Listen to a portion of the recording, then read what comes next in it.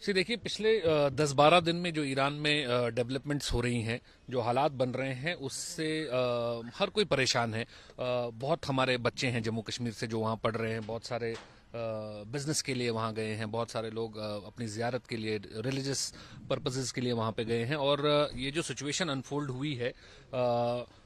सुनने में ये आ रहा है उनके घर वालों से, उनके दोस्तों से, रिश्तेदारों से, कि कम्युनिकेशन नहीं हो रहा है। किसी के पास पैसा है, किसी के पास पैसा नहीं है। तो जो क्लैरिटी है सिचुएशन में, वो किसी के पास भी नहीं है, क्योंकि अगर यहाँ से इंटरनेट की सुविधा वहाँ पे बंद है, टेलीकम्युनिकेशन की सुविधा बंद है, अगर कोई अपने रिश्तेदार को या अपने घर वालों को या अपने बच्चों को यहाँ से पैसा देना भी चाहे या कोई इंतजाम करना चाहे, तो ये पॉसिबल नहीं हो पा रहा है उनके लिए। तो मैं समझ रहा हूँ कि इस माहौल के अंदर हम अगर अपने लोगों को ये बोलें कि आप अपने बलबूते पे वापस आ जाइए, तो वो शायद कहीं ना कहीं उनके लिए एक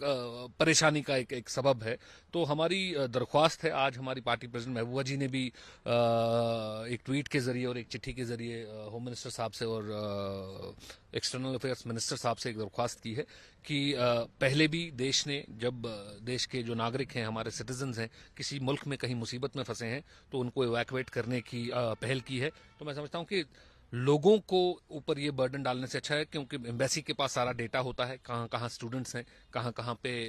बिजनेस के लोग कितने ट्रैवल कर रहे हैं, तो ये डेटा एम्बेसी के पास ऑलरेडी है। तो अगर उनकी वापस घर वापसी का एक इंतजाम सरकार करे, किसी जहाज के जरिए या एयरफोर्स की मदद लेकर, या जैसे भी सरकार के पास जो भी मैकेनिज्म है, सरकार के पास जो भी